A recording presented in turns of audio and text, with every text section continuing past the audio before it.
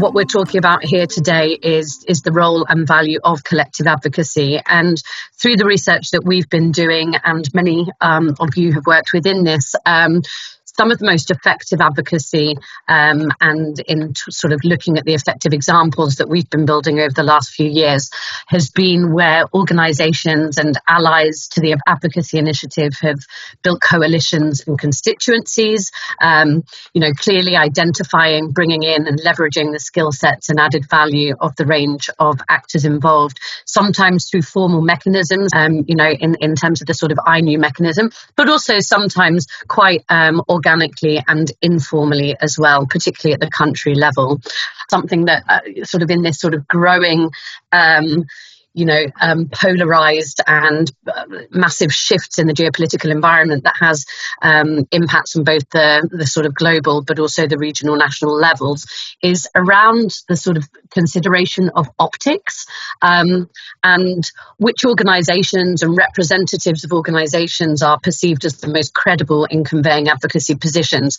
So not only subject matter experts, not only sort of the how you formulate your advocacy positions and messages and frame them, but also who might have the most influence over advocacy targets. And as I say, in the sort of the current geopolitical context where the legitimacy of the global north is increasingly under question and international frameworks are also increasingly either not recognised or sort of being dismantled, if you like, there's a real sort of need of looking at the diversity of constituencies, which really is critical. So, sometimes if advocacy initiatives and asks are perceived as global north driven only or Western only, included by those that are perceived to represent them, there are real risks of that undermining the advocacy agenda or objective. And really good to hear that there's been conversations around sort of, is it the role of international organisations to lead or to facilitate advocacy initiatives? And I think it is increasingly necessary to ensure that there's a platform for actors who are perceived as more credible and representing a diverse views, including from affected countries. So one key example here is looking at the partnership between the Northwest Syria NGO Forum and Interaction, which gave a pivotal platform for the National NGO Forum to engage UN security members on the cross-border mechanism, which also sort of allowed the National NGO Forum to engage with the penholder to speak to the very real challenges and implications of not renewing that cross-border mechanism, and though continually difficult, has managed to cut through and at least get one of those mechanisms renewed. I think, it's obviously been talking about the value of national and international collaborations, and I think that they're increasingly being recognised, but must go beyond a sort of lip service approach. Obviously, sort of contextual knowledge of local national actors can contribute to a nuanced analysis of protection risks and seek contextually relevant solutions in the domestic environment. And international actors obviously have greater access to resources and often to international platforms and decision makers. I think quite a strong and powerful example here has been in South Sudan, which saw sustained advocacy from a range of humanitarian organisations, including from under the GBV subcluster, as well as women's rights organisations and campaigners that for over more than 2 years campaigned for increased accountability for the horrific level of gender-based violence taking place in South Sudan.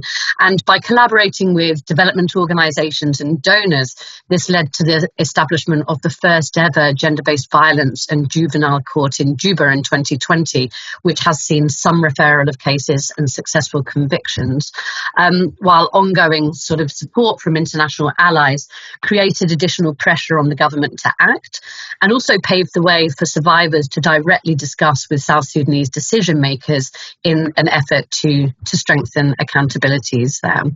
And both of those examples, and I think all of the examples that I'll be speaking to, and I'm sure others have experienced, show what should be quite a basic understanding that protection challenges and risks are obviously multifaceted. They can't be resolved by humanitarian actors alone, but that there's sort of a real need for a collective approach, but mutually reinforcing approaches across human rights, peace, political, academic and other actors that work within and beyond the humanitarian system. And this sort of is critical to reducing risks. Complementary advocacy too can also support deploying a range of tactics and approaches, but also ensuring the framing of positions are politically astute and take into account the relevant interests of advocacy targets. But, the development of the political declaration on the use of explosive weapons in populated areas went up against the interests of militarily active states, including NATO states. So, what was clear here, that it was important that the ask was not to stop the use of explosive weapons in populated areas, but to refrain or avoid their use. And also, deploying, having complementary approaches and using a range of tactics and approaches. It can also be useful in dealing with a collective approach and complementary approaches. So sort of when directly negotiating with advocacy targets, it's often been cited as critical to use constructive solutions-oriented dialogue. But also where you do have these complementary and collective approaches, it can also, allow for a range of tactics. So some to use that more diplomatic approach and others to use a more critical and denouncing approach. And often this is where you can see where there is collaboration between, for example, humanitarian and human rights actors. Human rights actors can and do often take a more critical approach, whereas humanitarian actors can then go in for more negotiations. So, for example, and this is an example that I personally was involved in Somalia years ago, where human rights organisations could document and take public critical positions around the then transitional federal government's use of forced evictions of IDPs in Mogadishu, which enabled humanitarian and protection organisations to negotiate alternative sites for shelter, notification of evictions, and start discussing around potential opportunities for reparations. Framing of advocacy positions too and tone has to be based on an understanding of how to influence the positions of advocacy targets involved, and in order to build constructive dialogue and trust over the long term. So on the national level, framing may not often be based on international laws and principles, but also on the terminology, the frameworks, and national laws of countries of advocacy targets. So, for example, we documented an example in Jordan when the Syria response first started, and with the influx of Syrian refugees, where international organisations asks of the government without an understanding of the state framed in international standards saw a backlash from the government. And when international actors started working in greater partnership with national organisations who helped frame the messages and strategies in the national context, trust and dialogue was built, and that strong partnership approach over a number of years saw tangible gains such as refugees' access to livelihoods. But I think also sort of a note of caution that when using a range of tactics and approaches, coherence in advocacy positions and objectives is critical. diverse, non-aligned and sometimes competing positions from different organisations to the same advocacy targets can send mixed and confusing messages. And at times we've seen that contradictory advocacy positions can come from within the same organisation, and that obviously can undermine the advocacy position, but also can allow advocacy targets to play organisations off against each other and even play into political interests. So, for example, again, using an example from the advocacy initiatives linked to IWEPA, humanitarian organisations often call for humanitarian law to be upheld during the conduct of hostilities. But states can use international law to their benefit, and regarding the use of explosive weapons in populated areas, some militarily strong states took the position that IHL was adequate and disagreed on the need for further norms. So those organisations calling for IHL compliance in the areas where explosive weapons in populated areas were used can risk undermining the coherence of the position of IWEPA proponents. And also, to be effective, organisations need to take mutually reinforcing position, commonly agreed red lines among the range of actors, and where persuasive arguments are being deployed, ensure that they're not compromising those red lines. So I'll quickly go into some of the dilemmas and challenges and risk to an effective collective protection advocacy. Firstly, I think we see wide degrees of gaps in capacity, skills and knowledge to influence. And we see a significant mismatch between the investments that are given at the global level, where we're seeing some really interesting progress, but also then how that relates to regional and national investments and priorities. And often at the national level, advocacy skills and capacities can be the first to be deprioritised. For effective advocacy, there's obviously a need for a common vision and long-term strategy, which is supported and resourced.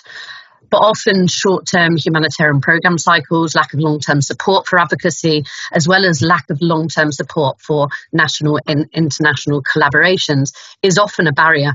And this is also linked to programme cycles, particularly where you're looking at national international collaborations. These are often linked to programme partnerships as opposed to sort of longer-term advocacy objectives. So there has to be something around a linking to long-term advocacy positions that is linked to, but not absolutely sort of married to, if you like, programmatic programs in essence. Structural factors too can undermine collective approaches due to the siloed nature of the system that we all know about. Power dynamics can be at play, as well as the competitive nature of the system and the organisations within it. And we can often see here that priorities of individual agency interests, often, an individual agency negotiating for their access and delivery of their services, can lead to compromises prioritising short-term individual agency interests, agency gains, at the expense of longer-term collective gains. And we can also see here that sort of competitive approaches, but also the lack of willingness to promote unwelcome positions and even a willingness to fail are significant barriers to effective advocacy. And to get around this, agencies really need to sort of work in a lot more of a partnership approach, and where the architecture itself is a barrier, to work around it and to acknowledge that not everything needs to go through the humanitarian architecture. We've seen examples, for example, of where protection advocacy messages in national countries, apparently the protection cluster leads, for example, have then stated that they must go through them and be signed off by them. But sometimes this can be in complete tension with also the agency interests of those involved and of lead agencies. So sometimes there is a need and a willingness to go outside of that. But then obviously the most significant barrier to complementary advocacy is linked to real and perceived risks. Risks to operations and access continues to have a chilling effect on humanitarian organisations and their leaders in taking coordinated positions in seeking to strengthen protection. And even the threat of retaliation is enough to silence organisations. But we found that these risks are often overstated, they're rarely assessed, with very few examples of mitigating measures put in place.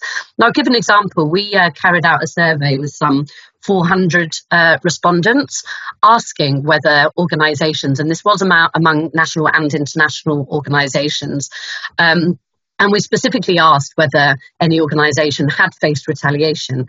And interestingly, we found around 70% of organisations that said they did carry out protection advocacy had not faced repercussions. Now, obviously, we could unpick this a little bit as to the reasons why and how much and the extent to which they're carrying out advocacy. But I think it's quite a stark statistic on how much we assume the risks that are stated. And I think also, it's also not a simple equation of speaking out or remaining silent.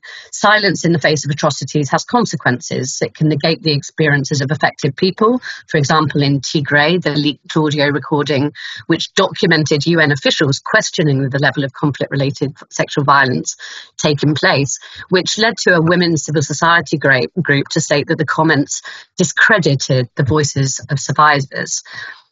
And without humanitarian leaders and organisations putting in place a strategic approach to reducing protection risks and agreeing on collective red lines, it can risk humanitarian organisations becoming or being perceived to be complicit in abuses, as was the case in Myanmar. So there needs to be an accurate joint analysis of risks, of mitigating measures, and a calculated approach to taking risk. And that requires long-term institutional and organisational support, even and especially when there are risks of failure. It also means that humanitarian actors need to invest in building relationships with all conflict parties and duty bearers and maintain a regular protection dialogue over the long term.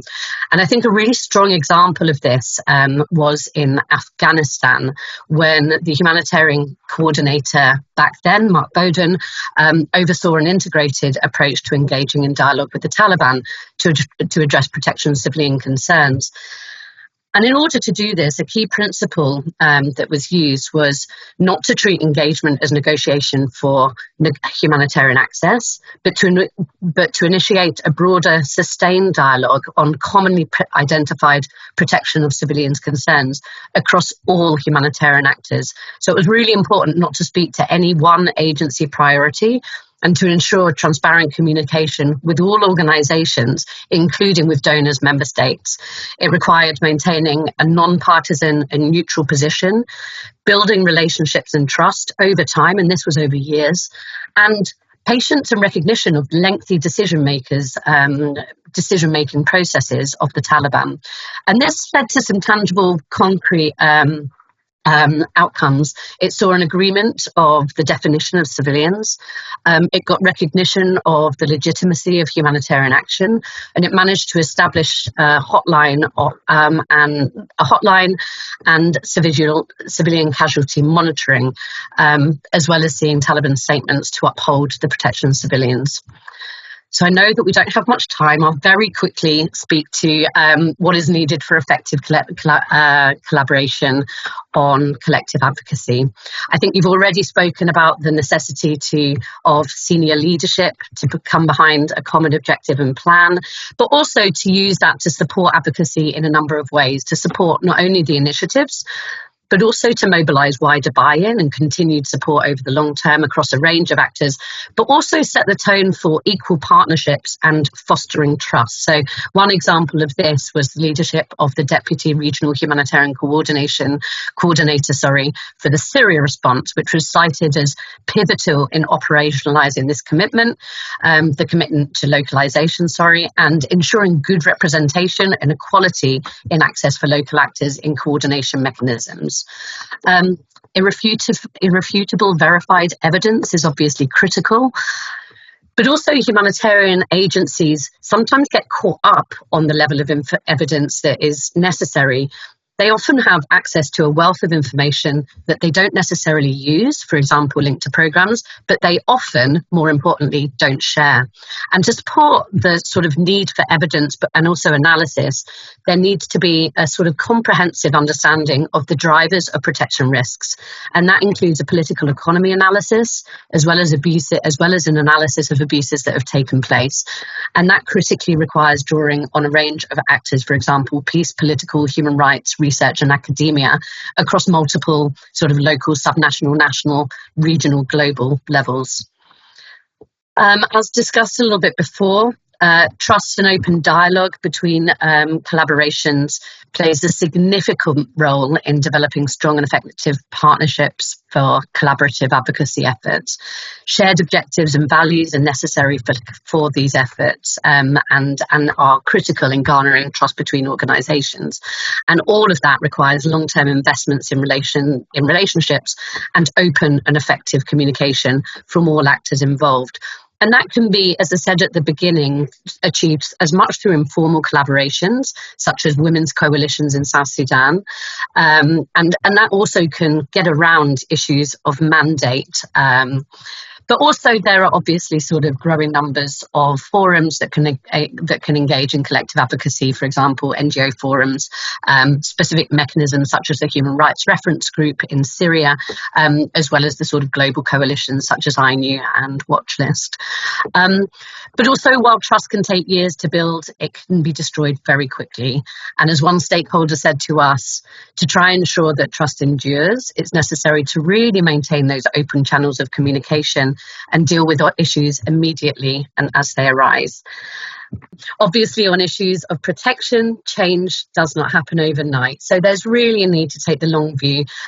Multi-year engagement is necessary through building the evidence base and sustaining those investments, but also focusing on a narrower set of priorities over the long term, be it change in law, policy or practice, but also then the adaptability to flex approaches according to external events and moments, but also importantly to persist in the face of obstacles. And I think here it's the necessity is to be realistic of the change you're trying to make, believe that change is possible and work towards it, and celebrate the small wins, particularly in the face of setbacks.